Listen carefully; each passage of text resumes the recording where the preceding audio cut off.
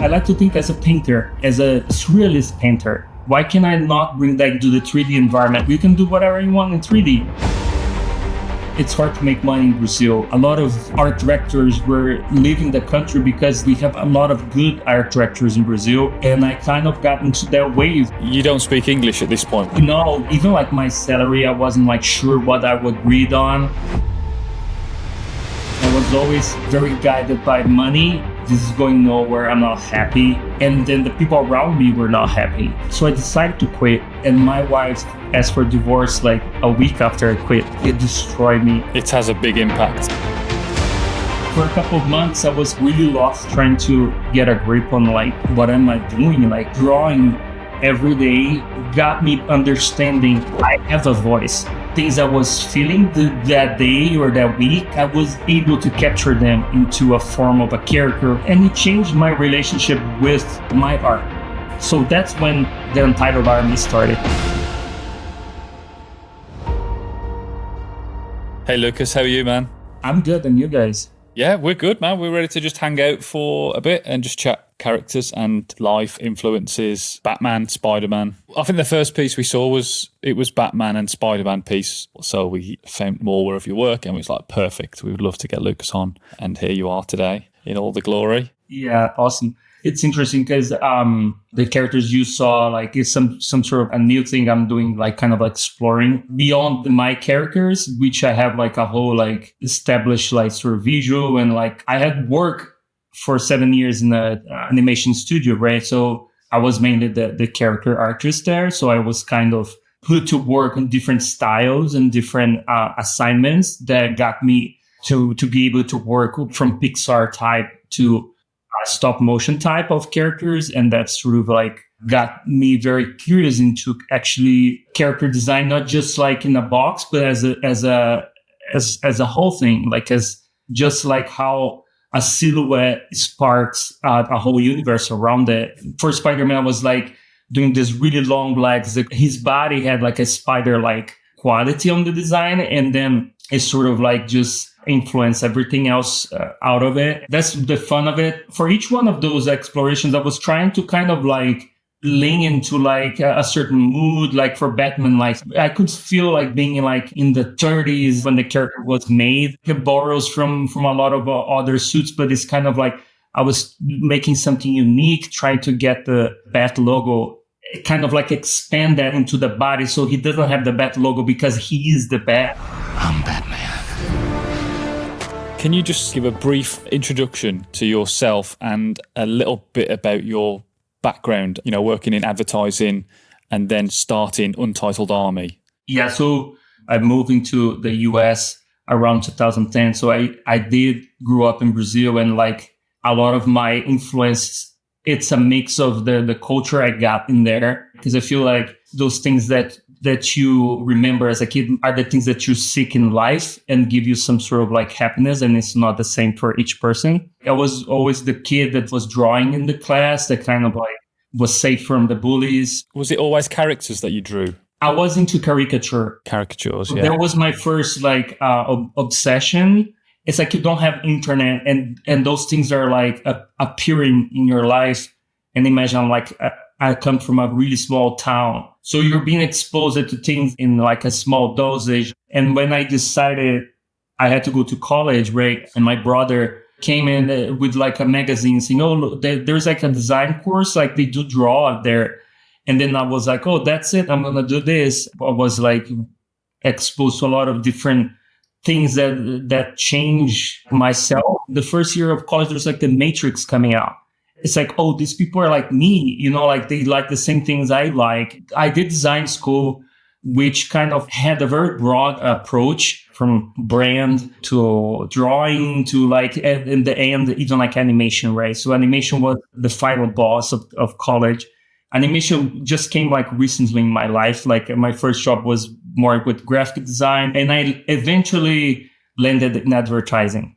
It's hard to make money in Brazil, like, and the advertising agencies, they kind of work as a hub for creative. At that time, around 2007, a lot of art directors were leaving the country because we have a lot of good art directors in Brazil. And it was a time where it was like cheap to bring them into not only US, but in Europe, like other countries. And I kind of got into that wave. It was like easy to get like an offer. And I got an offer here in New York, which was like, I wasn't like sure, like, but it was like, oh yeah, New York. You don't speak English at this point when you go to the States? Even like my interview, I had like all these the Google Translator tabs. Oh, really? Like, open up. I was like, had no clue. It was like what was being said. Even like my salary, I wasn't like sure what I would agreed on. It's like a restart, isn't it? You restart everything. You learn a new language, and even like in advertising, where it's like based a lot of like cultural references, because the fact that I didn't speak Portuguese would make me understand things different, sometimes wrong. And sometimes because I was understanding things wrong, I would spin ideas that were really different. Yeah, like a completely different perspective. Oh, this is actually cool. Yeah. It's because there's like a noise in the translation, and I'm kind of like playing out on that noise. The minute I started to work up until that point, I quit advertising. I was always very guided by money. After like all this time I'm working advertising, I'm like, dude, like this is going nowhere. I'm not happy. And I was married at the time, and my wife was really like sad about like, because you're working like all the weekends, late night. It has a big impact, doesn't it, on things like relationships? It's like there's always this sentiment that you're curing cancer. Yeah. So I decided to quit. So I started to kind of like learn some 3D softwares like Cinema 4D and ZBrush, and kind of like I would just like watch YouTube videos. Was that always in your mind to take your 2D drawings into the 3D world? 3D was a platform that I could make things by myself, because I was involved into like going into film productions, and I do really like it, but I'm like an introvert person in a sense. So I kind of like to be sitting with the things I'm doing, and 3D tools were starting to become less tech and more analog, in the sense of like the render engines were like real time.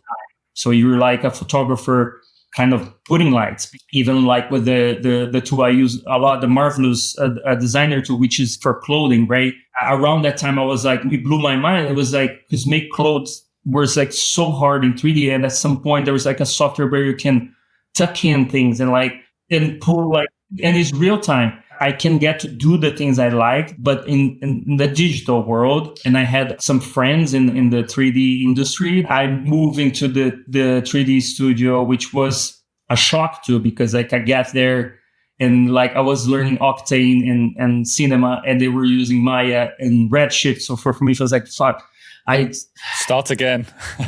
I got to reset and start new software. I just got to understand like the tools are different, but the thinking is sort of the same. What happened at that time, like I said, I was married, and my wife asked for divorce like a week after I quit. Oh shit, really? Like I just climbed this ladder like all the way up to here, and I wasn't happy. And then the people around me were not happy. The career I made is like, well, it's worth nothing really, because I don't care about it anymore.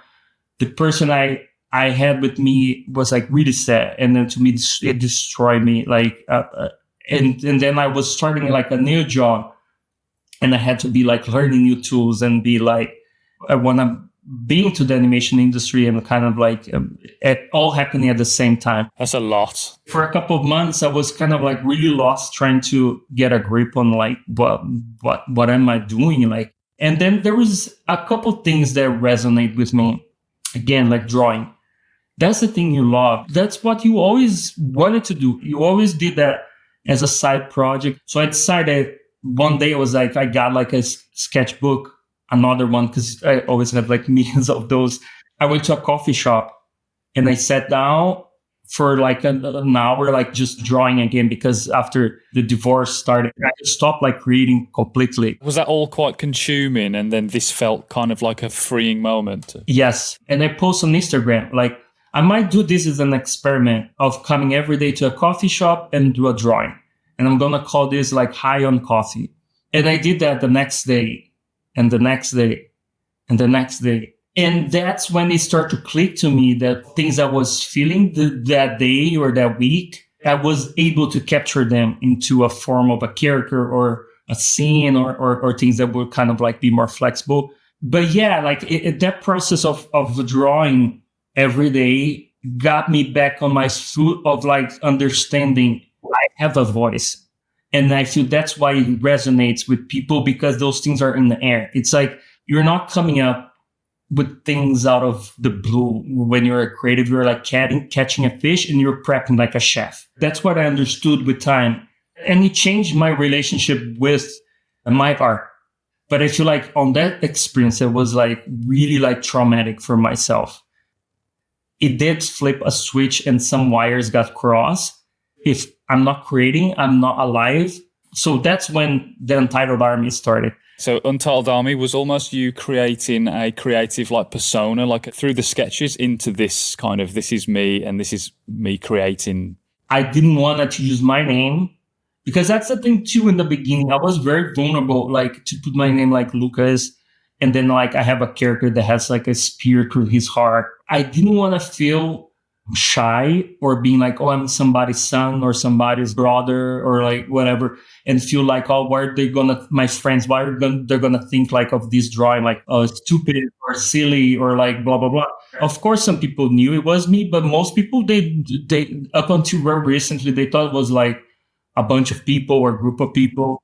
So that allowed me to kind of walk these first steps like free. And like, it was at the beginning too, it was like that sense of like when you lose basically everything, it's when you kind of feel free. That was free. It was, oh, I can do whatever. Like I'm gonna do these characters, and I kept doing, and it kept getting like attraction and sort of like the way they manifest and sort of like the sketches jump into the 3D because it was just natural. My characters in the beginning were very like minimal, but now the characters I'm making are much more complex, and the fact that I'm kind of like seeing things with a less of a barrier and more like, I like to think like as a painter, as a surrealist painter. Why can I not bring that into the 3D environment and like we can do whatever you want in 3D, and even like back into bringing motion into a character that's like in a static pose, but it's one frame that is telling this whole story. So it's like a picture painting 1,000 words. So that's the approach. What story can I tell and world can I build from like one image almost? Out of interest, Lucas, do you have any kind of Lucas rules when designing a character? When you're like, you have to create on demand, which is basically everybody's like daily life to make money. You kind of have to create some sort of like process. For commercial, I try to first aim and give a shot to what the brief needs or what the creatives want. Like if they want like a Pixar character, I will give them a Pixar character. If that's served, that meal is served, then I can come back and open the box to more interesting things. But for like my personal stuff, I might draw like a circle, look at the circle and it snaps, something snaps. And I see like a whole like idea and character in there. There's nothing I can teach from there, but you got to be available for that.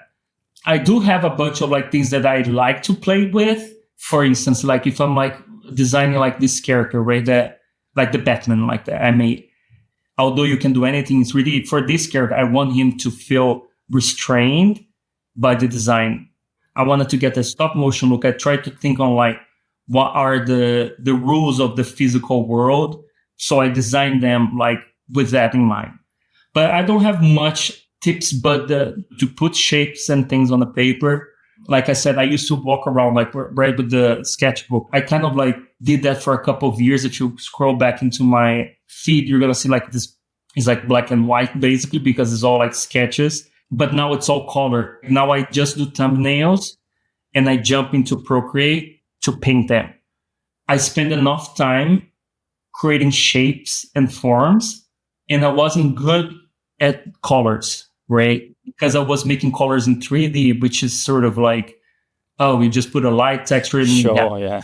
I'm doing less 3D now, and I'm doing more painting now because I'm kind of putting my brain into like, I really want to understand color better. On your website, which we love, you give a breakdown for your work. I'm going to choose a piece of artwork that you've done, and if you can just give us some context to what inspired that piece. Can you give us some context to this piece, the making of the sausage? A word thought, it's after a visual thought for me. Right. That's why, like, when you look at the sketch, you see it's very loose, but like I did got the silhouette of the grinder, and then my head snaps like a whole character, like going through it. And then I start to get, oh, the grinder is a dress.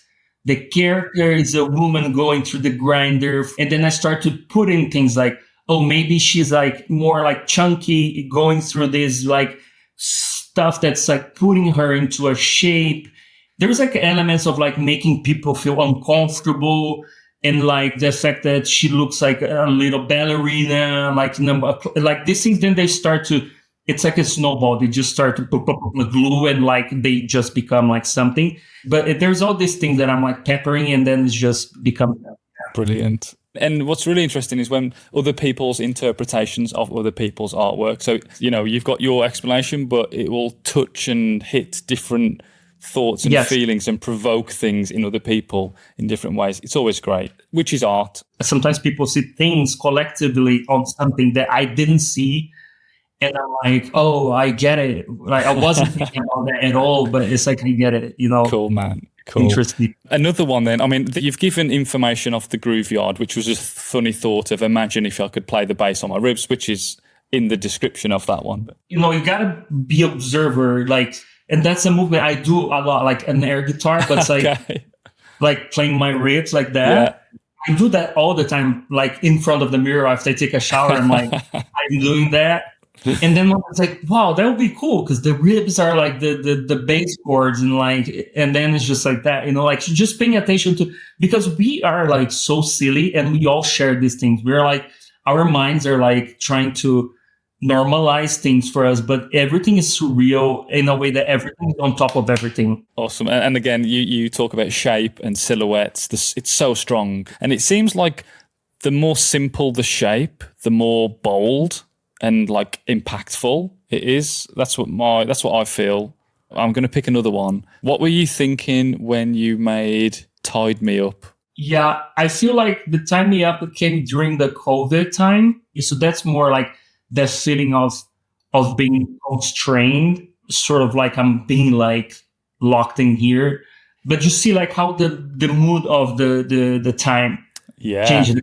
You can go through a period of time of the sketches where they're really dark, really, or other times they're just funny and silly. But there is something on this one which is like sort of, just translating that sort of like feeling of like sinking into your own body and looking for help, trying to stay afloat.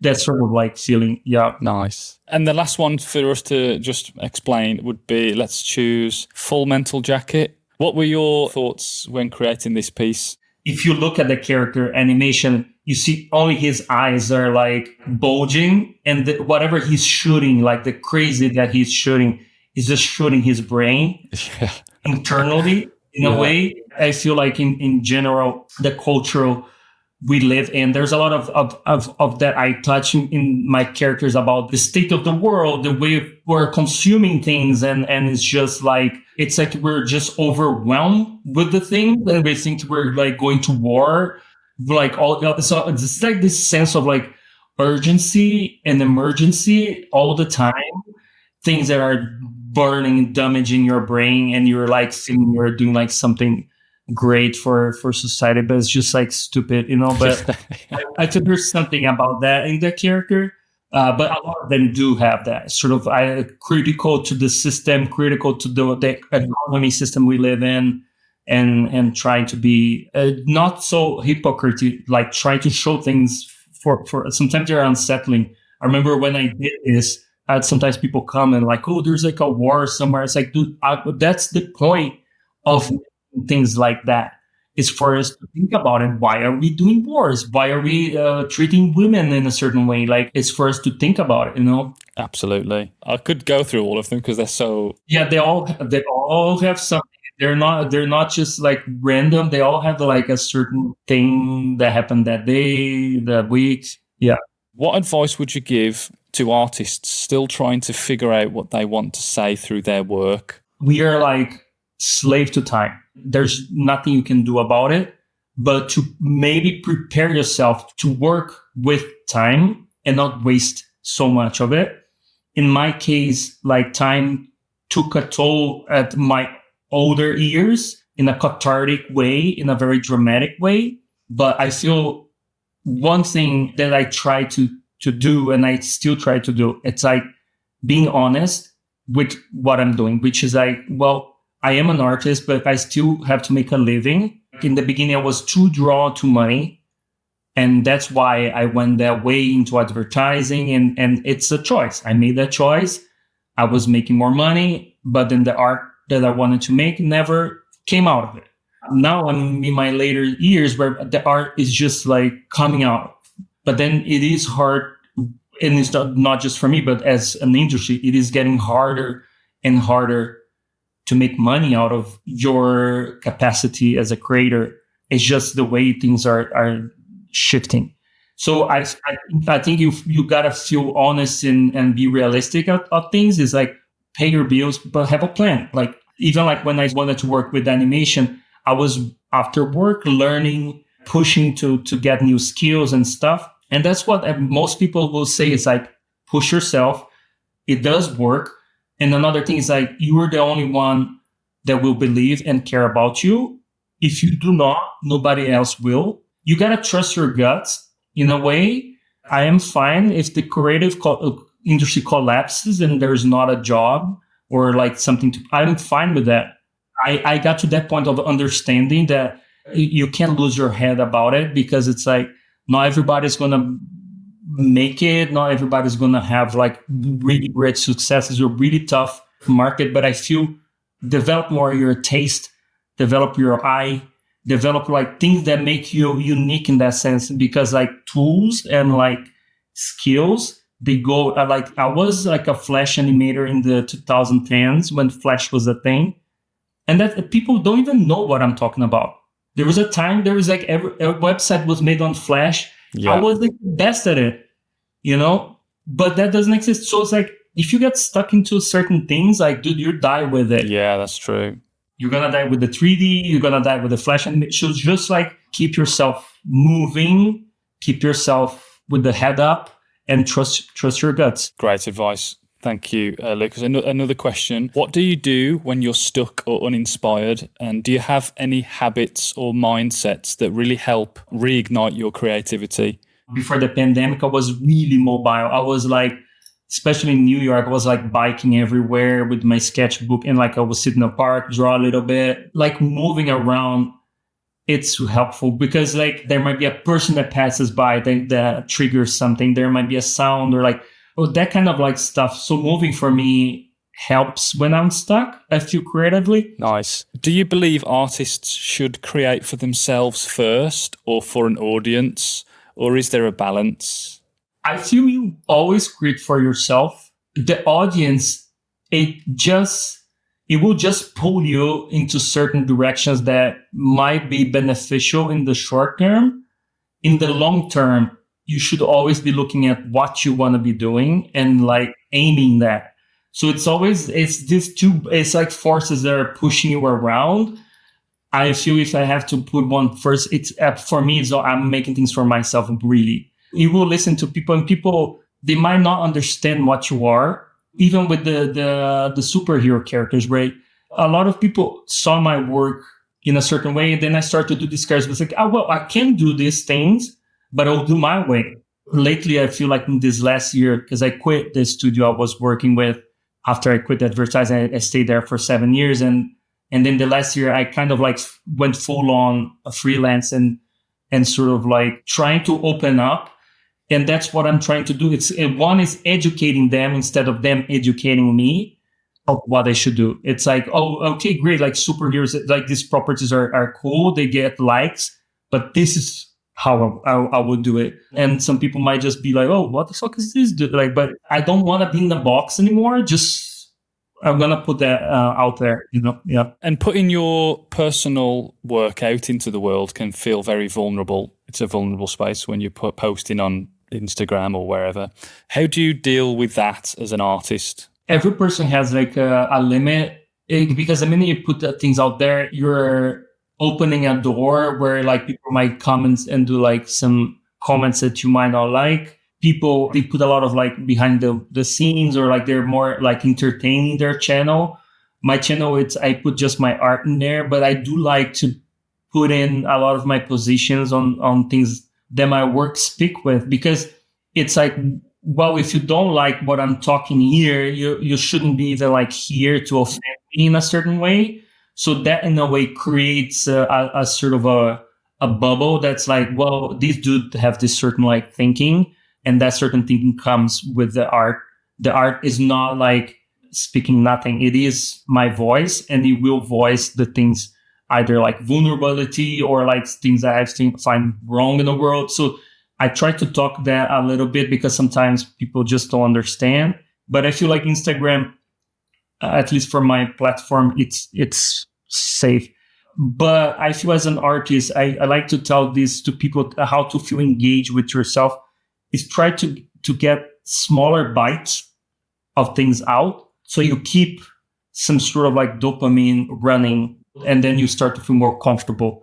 Eventually bigger things will come. But I feel like, don't be afraid of putting like tests, or like, that's what I started. Like I'll post like tests, the sketches, or like things. Brilliant. Really appreciate you giving your thoughts on that. Something I'd like to know is, since you started, with Untitled Army and posting all the style, like these Batman pictures, these characters, all your work on your website and across your social media platforms, from that, do you get like client work come to you? Before I was in the studio, right? And I was sheltered in the studio as a director in there. And sort of like the studio had its voice, and like, but now after I quit in June of last year, and I'm like, started to put the characters into these nuggets of trailers of like things. So I'm like putting these things, because that's the thing too. Like I feel you gotta put out the things that you wanna attract, right? That's sure. The basic common sense.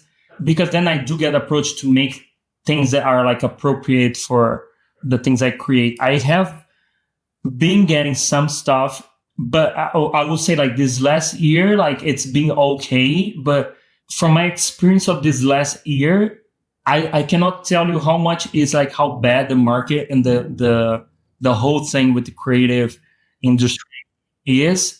I want to go into feature film area, because I feel like advertisements getting like a little bit too scarce and dry up of creating things. And I feel content as a feature or a series or things like, so that's why I'm like creating those bits and nuggets of things. It's like, before I was just making characters. Now I'm kind of like putting storytelling, like some ideas, almost like a mini pitch of like, oh, if I'm doing like a Superman series, like the character has this heart, has this feeling.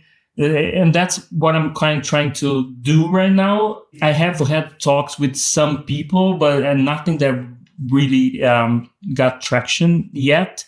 But I feel like that's what we'll be doing for the coming months, of like creating nuggets where I can show off more of like little properties, little like things that can become content in a different way. Amazing. Well, I would love to see more of these types of like nuggets of, scenes from movies, your own take, your style. The Spider-Man and the Batman and the Superman one are so unique. That's the one thing that I'm going to be doing more, because I do enjoy make them. I feel like everything I do is like, it's things I want to look at. After I do this, I repeat looking at them like for like hours, because I really like to look at these things. But I want to go back into the Spider-Man, because I did, after like the Spider-Man video blew up, like they got a lot of attention. I kind of like started to get more characters designs, and like there's some fun designs that we really want to make them move and see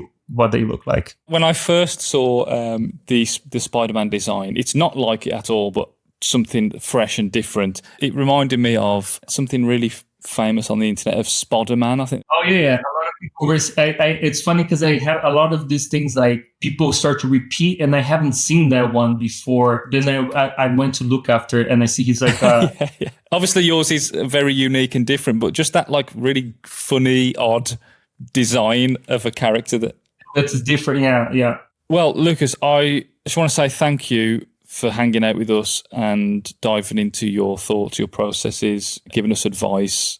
Where can people find you on the internet?